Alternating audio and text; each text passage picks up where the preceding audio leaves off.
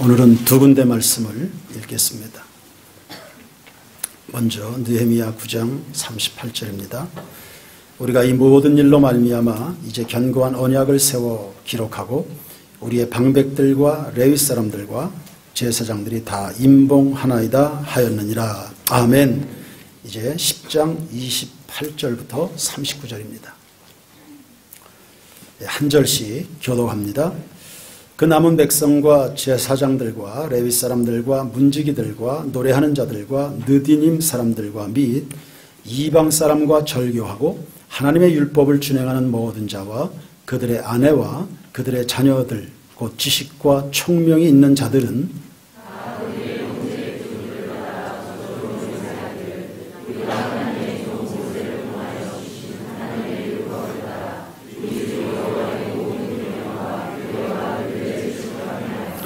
우리의 딸들을 이 땅 백성에게 주지 아니하고 우리 아들들을 위하여 그들의 딸들을 데려오지 아니하며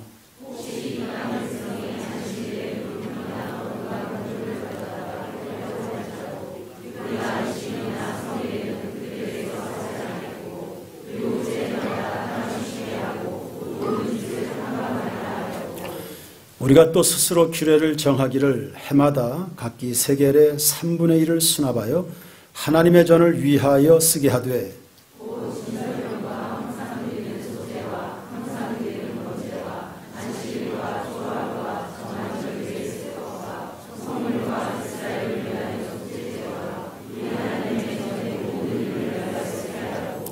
또 우리 제사장들과 레위 사람들과 백성들이 제비 뽑아 각기 종족대로 해마다 정한 시기에 나무를 우리 하나님의 전에 바쳐 율법에 기록한 대로 우리 하나님 여호와의 제단에 사르게 하였고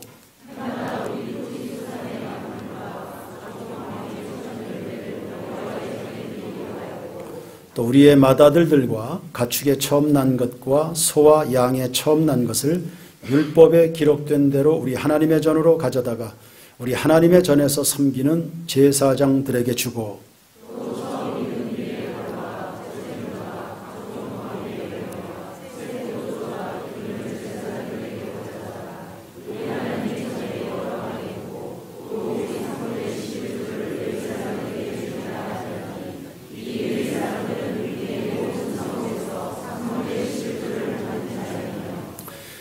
레위 사람들이 11조를 받을 때에는 아론의 자손 제사장 한 사람이 함께 있을 것이요 레위 사람들은 그 11조의 10분의 1을 가져다가 우리 하나님의 전 곳간의 여러 방에 두되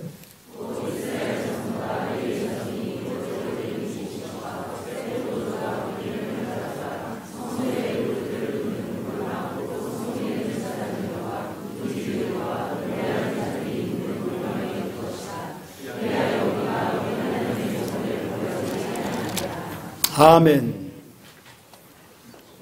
느헤미야서를 연속적으로 설교하고 있는데요. 주제는 민족 재건입니다. 그리고 이 재건의 핵심은 영적 회복이었죠.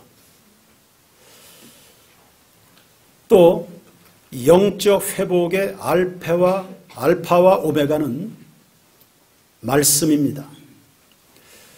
16세기 종교개혁의 이슈가 솔라 스크립트라 오직 성경으로 말씀으로 돌아가자였어요. 오늘날 우리의 삶의 회복도 다르지 않습니다. 어디가 병들었든지 어느 부분에서 실패했든지 어느 부분이 여러분을 힘들게 하든지 그것을 회복하는 방식이 다르지 않습니다. 에덴 동산을 상실한 이유가 있죠. 그렇다면 에덴 동산으로 복귀하는 방법도 마찬가지입니다. 한 가지입니다. 하나님의 말씀입니다. 해서 8장부터 시작된 수문합 강장에서의 영적 각성 운동은 약 한 달에 걸친 말씀 집회로 이어지다가 드디어 오늘 읽었던 9장 38절에서 대단원의 막을 내리는데 언약 체결로 결실을 맺습니다. 이들의 지금까지의 영적 운동이 한 차례의 행사로 끝내지 않았다는 겁니다. 하나님 앞에서 언약서를 작성해서 제각각 사람들이 사인을 하는 겁니다. 새가 벌겋게 달아올랐을 때 망치로 내려친 것처럼 영적인 분위기가 최고조에 달해 있을 때 하나님을 향한 선한 결심을 미루지 않고 즉각적으로 시행을 한 겁니다. 38절 말씀을 우리 다 같이 한번 읽겠습니다. 38절, 9장 38절입니다. 시작. 우리가 이 모든 일로 말미암아 이제 견고한 언약을 세워 기록하고 우리의 방백들과 레위 사람들과 제사장들이 다 임봉하나이다 하였느니라. 아멘. 과거에 언약을 맺을 때는 짐승을 잡아서 피를 뿌렸습니다. 그러나 오늘 여기에서는 언약서를 작성해서요, 거기에 도장을 찍고 서명하는 보다 일반적인 방식이 채택이 된 겁니다. 내용은 그동안 우리 조상들이 자주 범죄해서 벌을 받았다. 이제는 우리 하나님 떠나지 말자. 하나님의 방식으로의 삶을 살아가도록 하자. 10장 39절에서는 이제는 하나님의 성전을 내버려 두지 말자. 이런 식으로 굳게 결심하는 과정이 기록되어 있습니다. 결심 중요하죠. 우리가 어떤 결심을 하느냐에 따라서 인생의 방향과 내용과 결과가 달라질 수 있습니다. 학사 에스라는 율법을 부지런히 연구하고 그것을 실천하고 그걸 백성들에게 가르쳐야 되겠다. 이런 결심을 가진 적이 있습니다. 그러더니 이스라엘 역사 과도기에 중요한 지도자로 등극하게 됩니다. 해마다 이쯤 되면 이맘때가 되면 서울시청 앞에 구세군 자선남비가 섭니다. 이웃들을 향한 따뜻한 온정을 기다리죠. 바로 그 구세군 운동의 창설자가 되는 윌리엄 부스 대장은 20살을 기점으로 해서 인생이 완전히 뒤바뀌어지게 됩니다. 그는 5가지의 생활 수칙을 정해서 그대로 실천할 것을 결심합니다. 첫 번째는 아침 일찍 일어나서 5분씩 기도한다. 아침의 기도는 영혼을 맑게 해준다. 에게게 5분이 뭐야, 5분이. 그러나 여러분, 그 5분이라도 계속하는 5분은 이야기가 달라지는 겁니다. 불필요한 잡담은 금한다. 말이 많은 사람은 적이 많다. 세 번째, 매일 성경을 4장씩 묵상한다. 성경은 영혼을 살찌우는 양식이 된다. 네 번째, 하나님께 나의 삶을 전적으로 의탁한다. 의지할 구석이 있는 사람은 매사에 너그러워지는 법이다. 5번째, 겸손한 태도, 열정적인 행동, 진실한 대화의 자세를 갖는다. 20살 시절부터 이 선한 결심을 가지고 삶을 새 출발하게 됐을 때 한 시대를 풍미하는 전도자가 된 것입니다. 여러분, 우리는 무엇을 어떻게 결심할까요? 2017년 한 달 정도가 남아있네요. 바울은 예수 그리스도를 구주로 영접한 다음부터 내 평생의 자랑은 주의 십자가로다 결심했죠. 모세는 40살쯤이었습니다. 애굽의 왕자라는 부귀영화보다는 하나님의 백성과 함께 고난을 받더라도 하나님의 길을 가야 되겠다. 그가 위대한 결정을 합니다. 그동안 어려서부터 어머니의 품속에서부터 계속 도전을 받았죠. 네가 누구냐? 네가 평생 해야 될 일이 뭐냐? 계속 도전과 가르침을 받아왔습니다.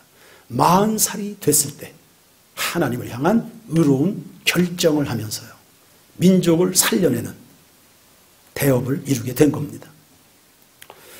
본문의 백성들은 우리 하나님께로 돌아가자. 우리에게 다른 방법이 있겠냐. 우리 말씀에 성실하자. 이런 결심을 한 겁니다. 스스로 이런 결심을 한 게 아닙니다. 스스로만의 결심은 그 약하더라. 작심삼일이라는 말이 나오잖아요. 사람들끼리 모여서 한번 해보자. 여기에서 끝난 게 아닙니다. 본인이 아주 이를 악물고 한번 해보자. 이 정도의 결심이 아닙니다. 이들은 언약을 체결한 겁니다. 하나님 앞에서의 약속입니다. 그들의 결심이 하나님께 드려졌다는 뜻입니다. 코람데오지요. 역시 종교개혁의 이슈 중에 하나였습니다. 우리 하나님 앞에서 우리 마음의 결심에 하나님을 모셔드리는 겁니다.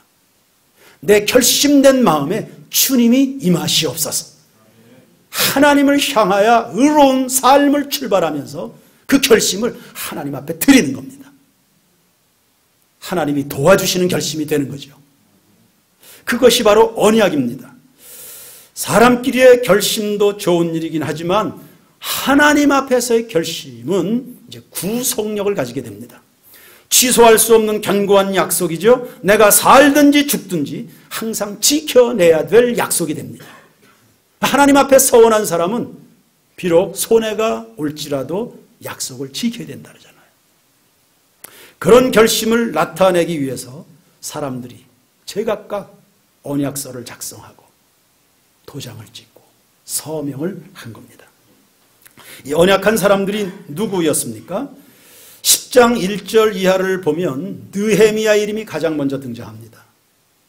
민족의 대표자들부터 나선 겁니다. 하나님의 거룩한 일에 대표자가 솔선수범을 했다. 좋은 본보기가 됐겠죠? 백성들에게 바람직한 영향으로 나타났을 겁니다. 권세와 능력이 남다른 사람들은 하나님의 길을 가는데 앞장서는 것이 마땅하다. 아멘 하시기 바랍니다. 그 다음으로는 22명의 제사장들이 서명합니다.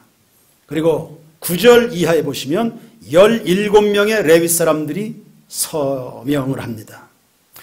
이 17명의 이름들 몇몇을 이렇게 살펴보자니까 9장에서도 이 사람들의 이름이 나옵니다. 9장 4절과 5절을 한번 보십시오. 9장 4절과 5절.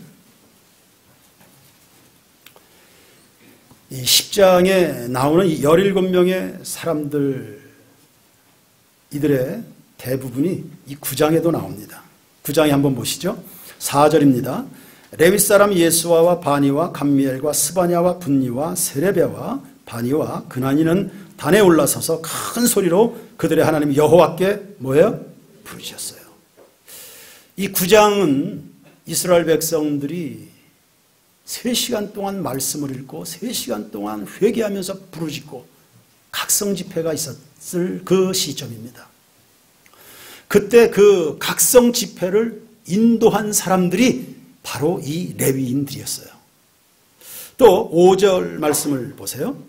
또 레위 사람 예스와와 감미엘과 바니와 하삼느야와 세레베와 호디야와 스바냐와 부다히야는 이르기를 너희 무리는 마땅히 일어나 영원부터 영원까지 계신 너희 하나님 여호와를 송축할지어다. 주여 주의 영화로운 이름을 송축할 것은 주의 이름이 존귀하여 모든 송축이나 찬양에서 뛰어남이니이다. 아멘. 예. 그 각성 집회를 인도했던 이 레위인들이 10장에서 우리 하나님께로 돌아가십시다. 서명하는 일에 앞장서고 있다는 겁니다. 여러분, 이 9장의 이야기와 10장의 이야기는 연결이 되어야 됩니다. 하나님 앞에 부르짖어 기도하는 기도 집회를 인도합니다. 그리고 예배와 찬송을 인도한 전문 예배자들이었습니다. 예배 인도자들이었죠. 우리 하나님 앞에 무릎으로 나갑시다. 우리 하나님을 찬송합시다. 그분은 우리에게 송축받기에 합당하신 분이십니다. 라고 하면서 회중들에게 촉구했던 사람들입니다. 이런 사람들이 우리 다 민족적으로 하나님께로 나아갑시다 라고 했을 때 가장 먼저 사인을 했다는 겁니다. 만약에 집회 때 열렬하게 인도한 사람들이 말입니다.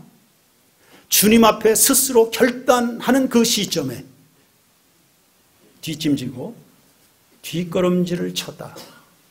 그렇게 하면 그 앞에서의 그 영적 각성 집회 때 그들이 보여줬던 퍼포먼스, 그게 다 쇼가 되는 거 아닙니까? 앞에서 그 집회를 인도했던 이 영적 지도자들이 사인을 하는 것은 그때 그 열정을 담았던 예배의 인도의 태도가 진실했었다는 사실을 증명하는 겁니다.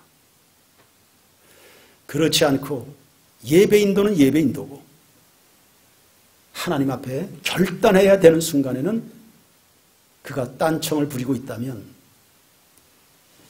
바리새인이 되는 겁니다. 예수님이 바리새인들을 책망할 때 그런 표현을 했습니다. 여러분이요, 저 바리새인들이 하는 말은 듣고, 하는 말은 다 진리니까 그 말은 듣고 행동은 본받지 마십시오.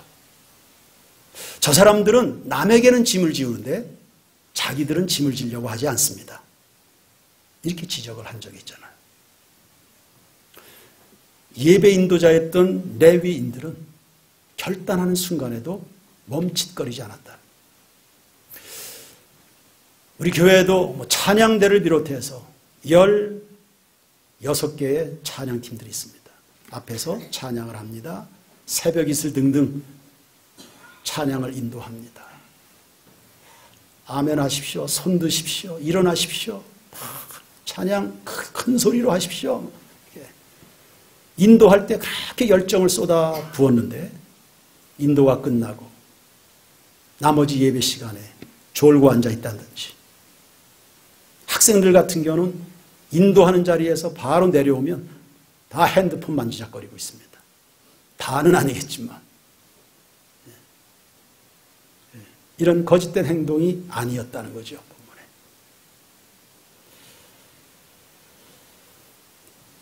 그 다음에 14절부터 보시면 44명의 방백들이 사인을 했습니다.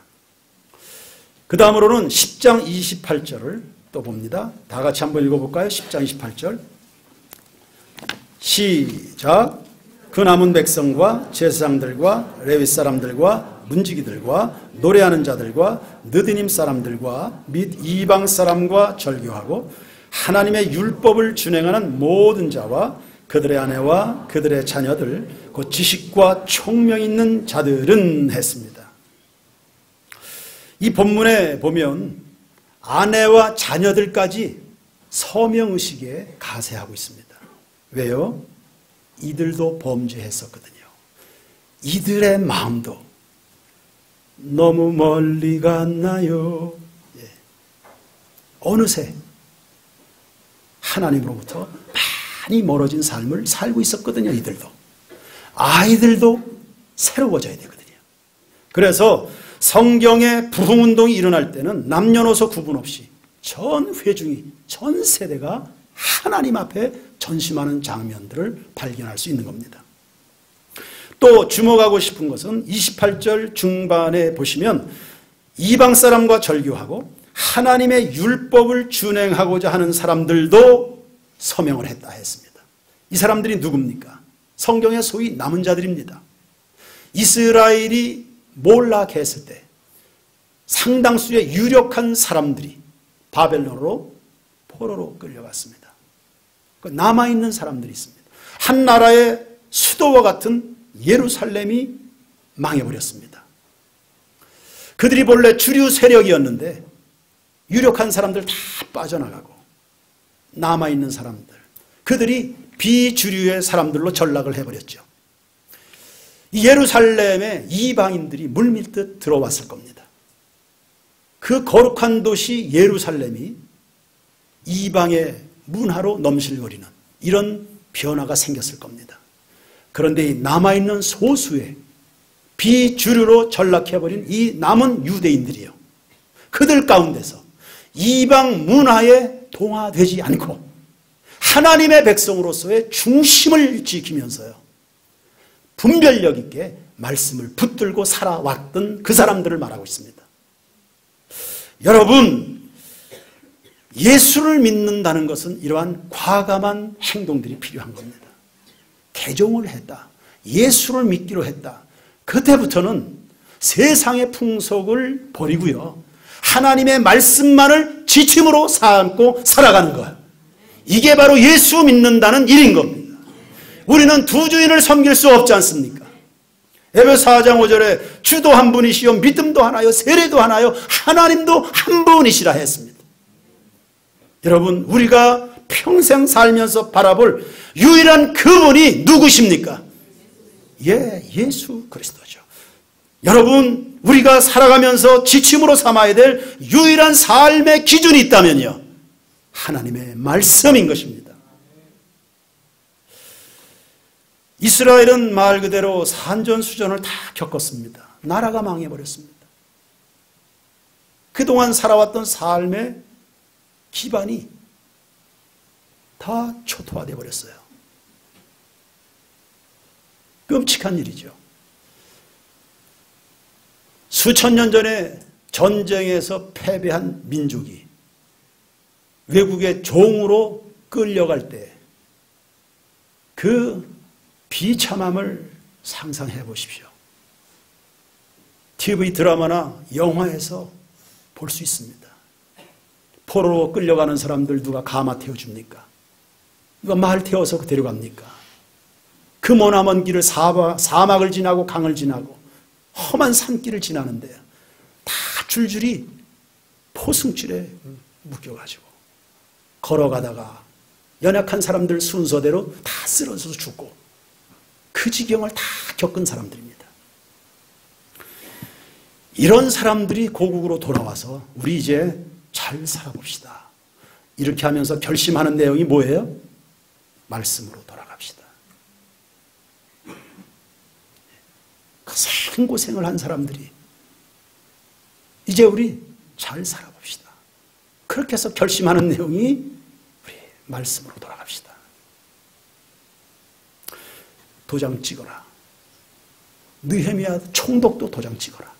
제사장들 도장 찍어라. 레위인들 도장 찍어라. 요즘으로 말하면 대통령 도장 찍으세요. 목사들 다 도장 찍으세요. 전도사들 다 도장 찍으세요. 레위인들, 찬양대 다 여기 도장 찍으세요. 하나님 말씀대로 성경으로 돌아갑시다. 우리의 삶의 방식을 개선해서, 개선 정도가 아니라 각성해서 하나님의 방식으로 이제 살아가야 됩니다. 너희 자녀들도 다 이리 와라. 도장 찍어라.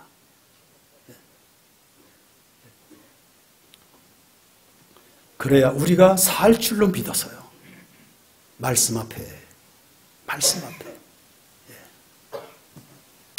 그리고 28절, 29절 다시 한번 봅니다.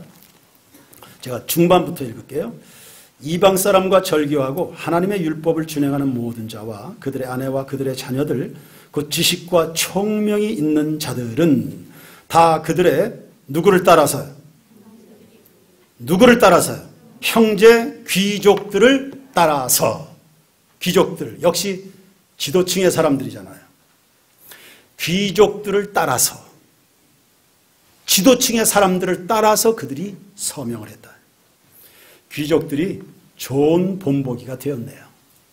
성도 여러분, 어느 사회든 지도층이 축복될 때 그 나라 역시 축복받게 될 것을 믿습니다.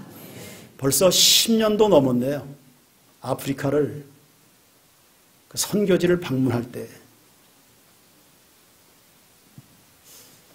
고민을 했던 내용들이 있습니다.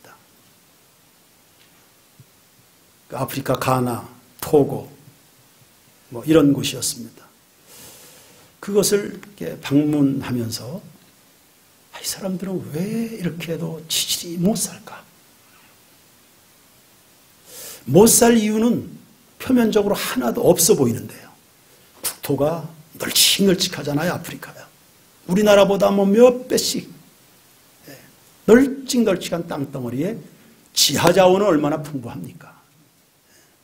그 풍부한 지하자원 때문에 그 강대국들이 와서 그 다 수탈해 가고 그러는 거 아닙니까? 근데 왜 이러고들 살고 있을까? 그들은 본래부터 못난 사람들인가? 그럴 리는 없지 않습니까? 그들이라고 해서 태생부터 모자란 사람들은 아니었을 텐데. 그리고 10여 년 전 일입니다. 지금은 우리나라도 이제 남의 이야기가 아니지만 그 에이즈가 창궐해서 에이즈로 부모를 잃어버린 고아들이 즐비한 그런 땅이었습니다. 그 에이즈 고아들, 이런 사람들을 이렇게 보면서 이 땅은 도대체 왜 이렇게 피부가 검어서가 아니라 왜 이렇게 어두운 나라가 됐을까? 이런 것들을 이제 제가 고민하게 된 겁니다. 그러다가 답을 가지게 됐죠. 왜 이들이 이럴까? 꿈이 없는 거예요. 오랜 전쟁과 기근 속에서요. 기근은 아프리카 땅에만 임합니까? 이스라엘은 무슨 비가 그렇게 옵니까? 그런데도 그 사막에서 그 나라 일으켜 세우는 거 보십시오. 그래서 어느 집사님의 이야기를 들어보니까 웬만한 농업 기술은 다 이스라엘에 가서 배운다더라. 물이 없는 척박한 땅에서요. 비가 안 온다고 모두가 다 그렇게 가난하게 사는 거 아니거든요. 오랜 전쟁과 기근, 오랜 억압과 수탈, 이런 것들에 시달려 가면서 이 사람들이 그냥 꿈을 잃어버린 거예요. 왜 우린 이렇게 살다가 끝나는가 보다. 우리에게 무슨 내일이 있을까? 이런 생각 속에 자포자기. 사람이 자포자기 하게 되면 나타나는 현상이 뭡니까? 퇴폐와 향락입니다. 사람들이 방황한다. 퇴폐와 향락, 여러 가지 중독 증세에 시달리는 사람들의 공통점이 뭡니까? 꿈이 없는 겁니다. 삶의 목적성을 상실한 겁니다. 왜 살아야 되는지 의미조차 모르는 겁니다. 그러한 상실이 그 삶을 어둡게 만드는 거죠. 꿈은 어디에서 오는 겁니까? 꿈은 누군가 전달해줘야죠. 이야기를 해줘야지. 그 꿈을 우리 현재 이렇지만 그러나 우리의 내일은 다를 것이다 라고 말해주는 지도자가 없는 겁니다. 성전 미문의 안진뱅이는 40살까지 거지였습니다. 자기 그렇게 살다가 죽어야 되는 줄로 생각했습니다. 그런데 어느 날 베드로를 통해서 예수님이 왔어요. 그 예수와 함께 그 인생이 새로워졌는 줄로 믿습니다. 그 안진뱅이 때문에 5,000명이 넘는 사람들이 예수 믿고 구원받았습니다. 위대한 변화였습니다. 할렐루야! 그런 점에서 우리 민족은요, 예수님 때문에 엄청난 복을 받은 민족이 됐어요. 선교 초창기부터 지금까지 우리가 배우고 따르고 본받을 수 있는 신실한 영적 지도자가 얼마나 많았습니까? 길선주, 주기철, 조만식, 조덕삼, 김용기, 가난농문학교. 우리가 가서 늘 신세지고 있잖아요. 우리 세인교회 영적인 고향과도 같은 가난농문학교, 그 산기도, 그 김용기 장로님이 다 거기서 그 산 정상에서 무릎 꿇어서 구국재단, 나라와 민족을 가슴에 품고 늘 기도했던 그 자리 아닙니까? 손양원, 한경직, 김준곤. 이름만 들어도요, 가슴이 뭉클해지는 그런 분들이에요. 그 외에도 이름도 없이 빛도 없이 오직 한 분 예수를 붙잡고 강단에서 피를 토하듯 예수 그리스도를 선포하고 예수를 가르치고 예수를 바라보게 해준 기라성 같은 선배들이 구름같이 이 민족을 둘러싸고 있었던 거 아닙니까? 그분들 덕분에 그분들 입에서 선포되는 그분들의 삶을 통해서 드러나는 그 예수 그리스도 때문에 말입니다. 일제하에서 끔찍한 유린을 당했는데도 불구하고 6.25 전쟁의 참혹한 폐허 속에서도 우리 민족은요 사라지지 않았던 것입니다. 지금같이 우뚝 서서 아니 저 대한민국이 저 코리아가 50년 전에 그 대한민국이 맞냐? 100년 전에 코리아가 맞냐? 세계에서 다들 그러잖아요. 지금같이 우뚝 서서 지구촌의 소망스러운 나라로 본보기가 되어 있는 줄로 믿습니다. 지도자. 앞선 사람들의 하나님의 길을 가는 그 열정적인 모습들, 이것이 한 국가의 운명도 바꿔놓는다. 이제 이런 본보기의 계보를 누가 이어가야 될까요? 29절엔 그렇게 되어 있는데요. 형제 귀족들을 따라 다 같이 결단에 나섰다. 형제 귀족들을 따라. 이제는 먼 훗날은 이렇게 기록되어야 될 겁니다. 세인교회 성도들을 따라 원주의 34만 명이 하나님 앞에 결단하기로 나섰다. 아멘, 할렐루야. 역사가 이렇게 진행되기를 주의 이름으로 축복합니다. 한 가지 더 말씀을 한다면, 이런 식으로 해서 백성들이 결심한 내용들을 구체적으로 보는 겁니다. 어떤 내용으로 언약서에 도장을 찍었을까? 30절 말씀을 보겠습니다. 다 같이 읽겠습니다. 시작. 우리의 딸들을 이 땅 백성에게 주지 아니하고 우리의 아들들을 위하여 그들의 딸들을 데려오지 아니하며. 아멘. 예, 이들이 언약서에 도장을 찍은 게 뭡니까? 이방인과는 결혼시키지 않겠다. 우리 애들을 불신 결혼시키지 않겠다. 이 내용이었어요. 그리고 31절 두 번째 보세요. 다 같이 시작. 혹시 이 땅 백성이 안식일에 물품이나 온갖 곡물을 가져다가 팔려고 할지라도 우리가 안식일이나 성일에는 그들에게서 사지 않겠고 일곱째 해마다 땅을 쉬게 하고 모든 빚을 탕감하리라 하였고. 아멘. 두 번째 언약서에 서명한 내용이 뭡니까? 안식일을 더럽히지 않겠다. 요즘으로 말하면 주일 잘 지킬 겁니다. 안식일 정신을 훼손하지 않을 겁니다. 단지 나 혼자 주일 예배를 잘 드리는 것 정도가 아닙니다. 이때가 되면 일곱째 해마다 땅도 쉬게 해준다. 자연 관리도, 논밭의 관리도 성경적으로 한다. 우리가 주님의 은혜로 말미암아 입은 은혜가 자연에까지 흘러가게 한다.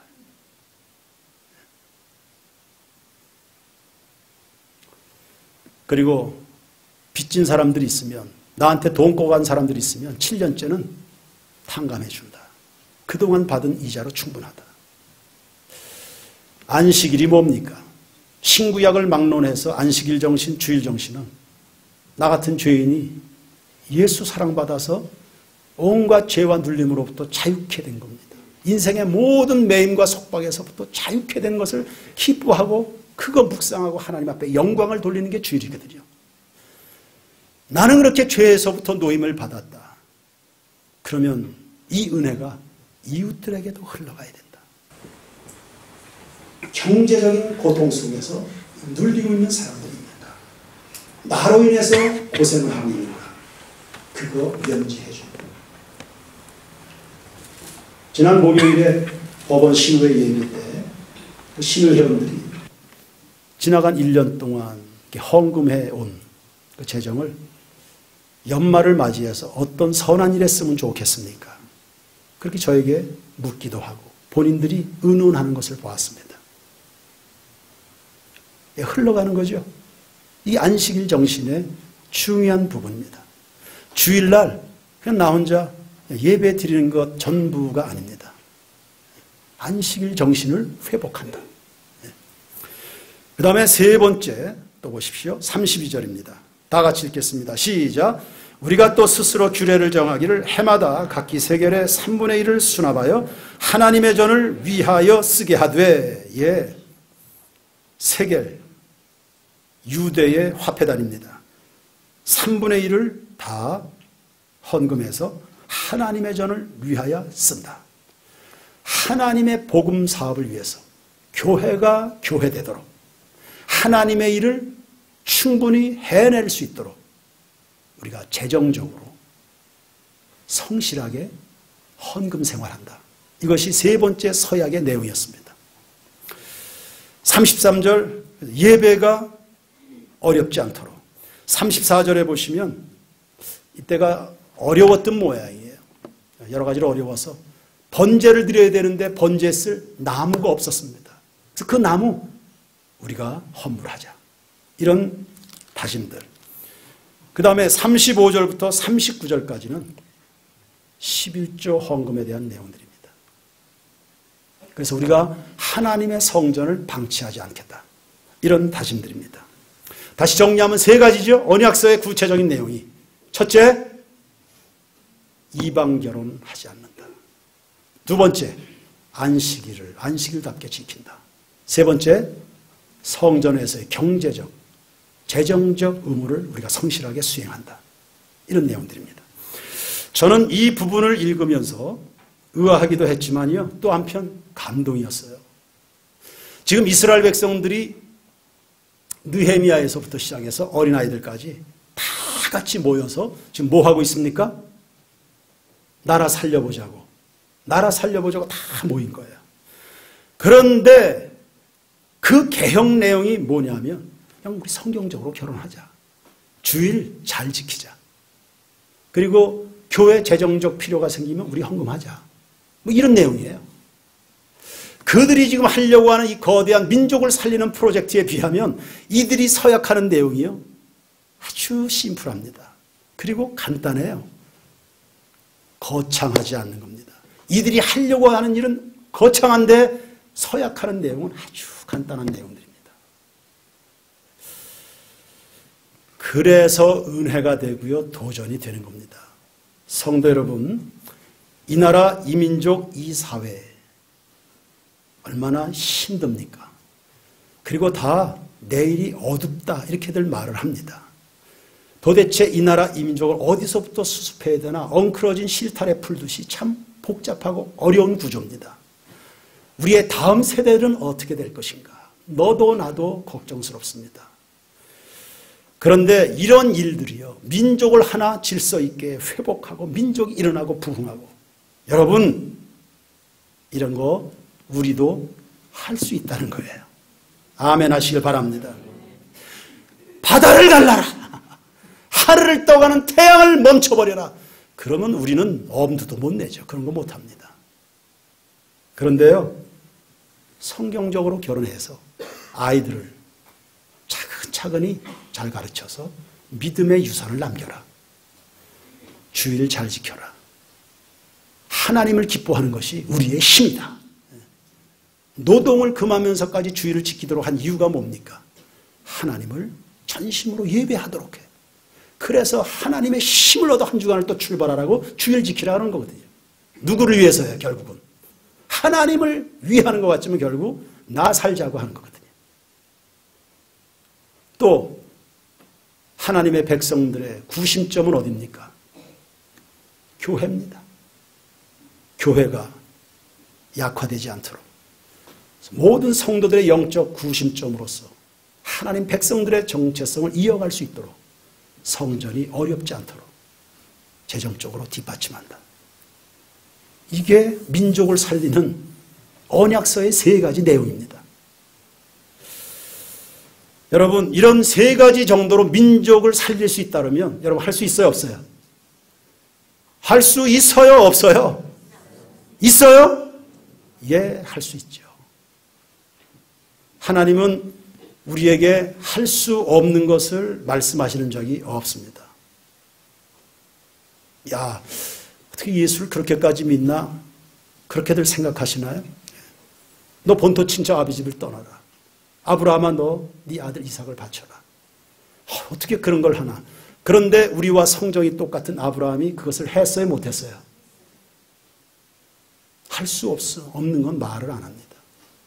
할 수 있으니까. 산상수훈 기독교인의 아주 고상한 신앙적 윤리죠. 하나님 나라의 윤리입니다. 어떻게 그렇게 사나? 살 수 없으면 말씀하지 않습니다. 그것이 어려운 이유는 할 마음이 없기 때문입니다. 내가 안 하려고 해서 못하는 것이, 못하기 때문에 그것을 못하는 건 아닙니다. 성도 여러분, 우리가 할 수 없는 일은요, 하나님이 다 이루셨다는 사실 기억하시길 바랍니다. 예수님이 십자가에서 내가 다 이루었다고 말씀하지 않습니까? 죄인이 구원받을 수 있어요. 여러분의 자격으로, 여러분의 공로로, 여러분의 의로, 여러분의 지식으로, 여러분이 가진 재정을 가지고 하나님의 나라 천국의 영생을, 죄사함을 얻을 수 있나요? 할 수 없어요. 그런 건 할 수 없어요. 여러분이 인류를 위해서 십자가에서 대신 죽을 수 있는가요? 그런 건 못해요. 그건 주님이 다 해주셨어요. 우리 위해서 죄악을 도말하기 위해 십자가에 죽으시지요. 우리의 영원한 생명을 위해서 3일 만에 부활해 주셨는 줄로 믿습니다. 그 은혜 감사해서 아멘하고 믿고 순종해서 그렇게 우리가 신앙생활하는 겁니다. 큰 거는 주님이 다 해주셨어요. 그냥 얼마든지 할 수 있는 수월한 일들을 그걸 좀 했을 뿐인데, 그래도 주님은 그 이쁘다고 착하다고 충성되다고 교회 20주년 행사에 포상도 하잖아요. 그 잘했다고. 상급도 주시고 칭찬과 명성도 주시고. 하나님 아버지의 마음이십니다. 성도 여러분, 어떤 거창한 꿈을 가지고 있습니까? 여러분, 어떤 인생을 살고 싶습니까? 어떠한 소원들을 가지고 있나요?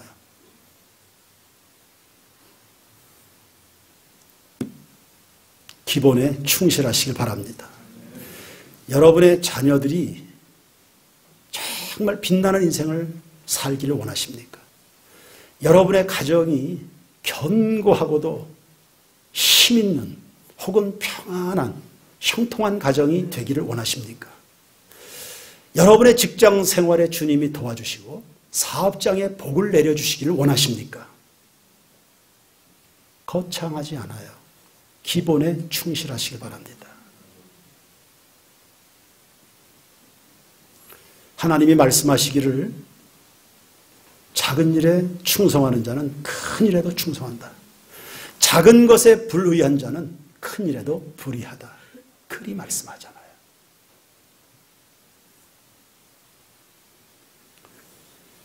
나는 어느 것에 결심해야 될까?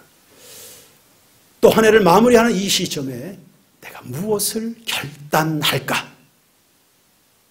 어떤 선하고 의로운 결심을 하나님 앞에 드릴까?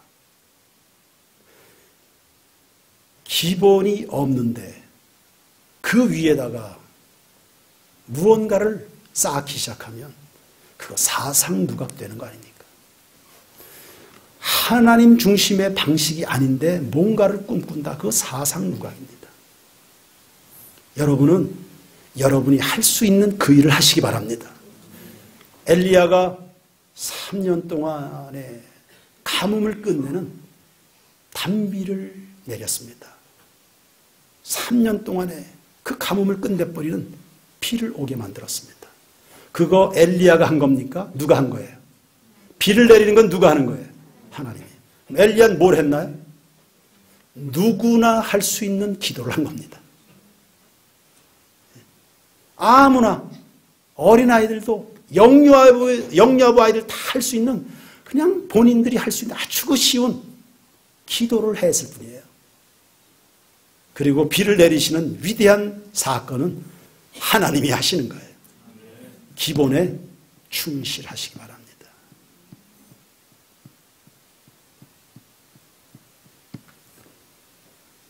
찬양 드리겠습니다. 말씀 앞에서.